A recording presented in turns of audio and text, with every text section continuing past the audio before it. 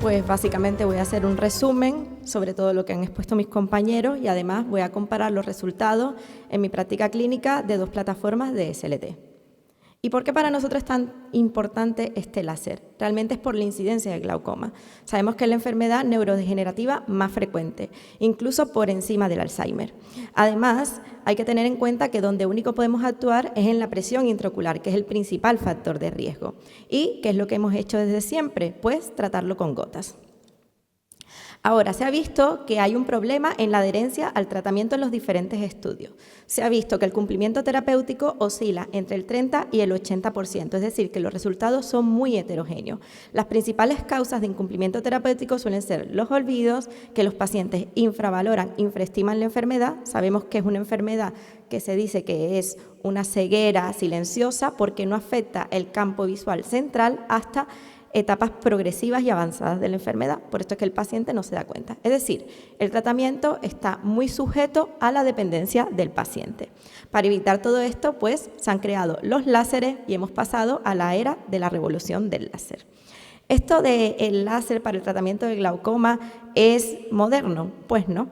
Ya en 1995 salieron diversos resultados, incluso un ensayo clínico que fue el Glaucoma Laser Trial, comparando el utilizar el láser argón para el tratamiento del glaucoma de ángulo abierto con el inicio de tratamiento tópico con gotas. Hay que tener en cuenta que en esa época solo estaban disponibles los betabloqueantes, concretamente el timolol. No estaban disponibles todavía los análogos de la prostaglandina. Aún así, se llegó a la conclusión de que el tratamiento con láser argón era más efectivo, producía una mejor estabilidad de la tensión ocular y también producía una mayor estabilidad a nivel del campo visual, es decir, para evitar la progresión del glaucoma. Pero había un problema, y es que este láser producía una quemadura, es decir, no se podía reproducir, por lo cual se utilizaba solo como tratamiento adyuvante a las gotas o para evitar incluso o retrasar lo que era la cirugía. Pero posteriormente, en 1990, pues nació lo que era la SLT. Que hasta el 2001 no fue aprobada por la FDA como tratamiento para el glaucoma de ángulo abierto. Como dije previamente, hay diferencias entre estos dos tipos de láser. La SLT presenta un efecto fototérmico, es decir, que estimula lo que es el flujo del humor acuoso a nivel de la malla trabecular, por lo cual se reduce la presión intraocular, es decir, produce un efecto parecido mucho al que tienen las gotas. Al no coagular, no quemar, no produce cicatriz y se puede reproducir. A su vez, en los diferentes estudios, comparándolo con la LT, se ha identificado que es igual de efectivo y a su vez más seguro y, por tanto, menos dañino. Aquí podemos apreciar cómo se producen estos cambios en la malla trabecular cuando se utilizan los dos tipos de láser. Podemos ver cómo en la SLT no existe un daño coagulativo, no existe prácticamente cicatriz y además solo la energía es absorbida, esta longitud de onda, por las células pigmentarias a nivel de la malla trabecular. Ahora, realmente, por decirlo así, la punta del iceberg y realmente el boom de la SLT se produjo cuando salió el ensayo LIGHT, es decir, el estudio LIGHT que ya han mencionado previamente mis compañeros. Simplemente hacer el apunte que en principio se realizó con unos resultados a 3 años que posteriormente se prolongaron a los 6 años y se identificó que la mayor parte de los pacientes presentaban una independencia de las gotas a los 3 años que se reducía un poco a los 6 años pero que se mantenía en torno al 69-70%. También que estos pacientes presentaban una mayor estabilidad de la presión intraocular, por lo cual no existían estos picos hipertensivos dependiendo de la biodisponibilidad de las gotas a nivel sistémico y por tanto se producía una menor necesidad de cirugía filtrante, cirugía de catarata y una menor tasa de progresión a nivel del campo visual. Todo esto fue un boom y revolucionó y cambió todas las guías terapéuticas, por lo cual el tratamiento con láser selectivo pasó a formar parte de la primera línea terapéutica para el glaucoma de ángulo abierto. Ahora, también como lo utilizo bastante, pues suelo estudiar bastante sobre el tema y leer. Últimamente han salido varios artículos donde identifican que es eficaz también para evitar lo que es la progresión y para mantener la presión intraocular en glaucomas normotensivos y también en glaucomas de ángulos cerrados posteriormente a haber realizado una iridotomía, no previamente. Bueno, le voy a presentar nuestro estudio. Y lo que primero comenzó como investigar la eficacia a largo plazo de la trabeculoplastia láser selectiva, así como la seguridad como tratamiento de segunda línea de glaucoma de ángulo abierto y la hipertensión ocular, se transformó en una comparación de resultados entre dos plataformas de SLT. Todo ello porque el estudio lo comencé en el Instituto Català de la Retina, cuando estaba realizando el fellow, y posteriormente, cuando me trasladé a Canarias, disponía de otra plataforma de láser y realmente la utilizo bastante.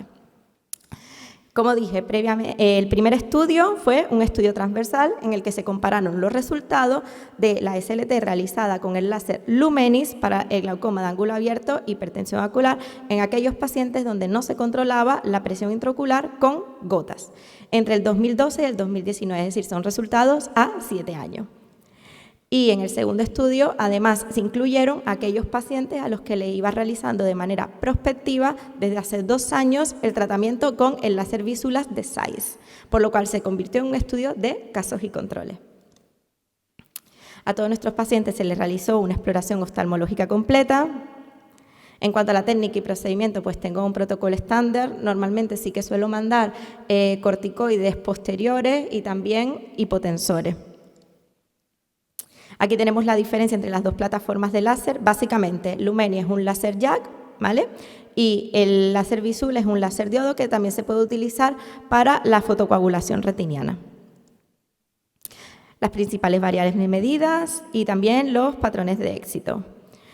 Realizamos un análisis estadístico intenso. También hay que tener en cuenta que se utilizaron algoritmos de inteligencia artificial predictiva debido a que los resultados con la segunda plataforma solo estaban disponibles a 2 años y con la primera plataforma a 7 años, para estimar cómo serían los resultados a mayor o largo plazo en la segunda plataforma. Bueno, en cuanto a los datos epidemiológicos clínicos basales, no existen diferencias entre ambos grupos, es decir, son homogéneos. Comparando la presión intraocular media basal en el seguimiento, vemos que existe una reducción significativa de la presión intraocular en ambos grupos, no existiendo diferencias entre los dos grupos. Esto se puede apreciar en el siguiente esquema con mayor precisión. En cuanto a la comparativa de cambios en el tratamiento, entre ambos grupos no hubo diferencia significativa. En cuanto a la supervivencia, como les dije previamente, también utilizamos un análisis predictivo para así predecir a largo plazo en el láser Visulas cómo serían los resultados, pues tampoco hubo una diferencia en cuanto a la supervivencia, ni tampoco en cuanto a las tasas de éxito, sí. Pero hay que tener en cuenta que en las tasas de éxito sí que no utilizamos la inteligencia artificial predictiva. Y hay que tener en cuenta que los resultados son mejores durante los primeros años de tratamiento, que cuando se repite el tratamiento va perdiendo un poco de eficacia. Y ya por último decir que las principales complicaciones son síntomas a nivel de la superficie ocular, que sí que obtuvieron diferencias significativas respecto a los dos láseres. No he tenido prácticamente ningún tipo de complicación y muchos menos síntomas con el segundo láser. Bueno, entonces en nuestro estudio se puede decir que no existen diferencias en cuanto al resultado, en cuanto a presión intraocular y cambio en el tratamiento entre ambos grupos de tratamiento. Hubo una reducción de la presión intraocular entre el 23 y el 30%. Los mejores resultados se han producido a los 3 años de seguimiento, por eso con la SLT Lumenis podemos ver que al pasar los años pues pierde efectividad en cuanto al éxito. No se reportaron ninguna complicación importante derivada de la técnica y las limitaciones son básicamente para primer estudio o primer grupo de tratamiento, que es con el láser Lumenis, ya que fue prospectivo durante el primer año, pero posteriormente los datos son retrospectivos y que hay heterogeneidad en el tratamiento porque se recogieron los resultados de varios oftalmólogos. Realmente el resultado del láser Visula fue solo realizado por mí. Muchas gracias.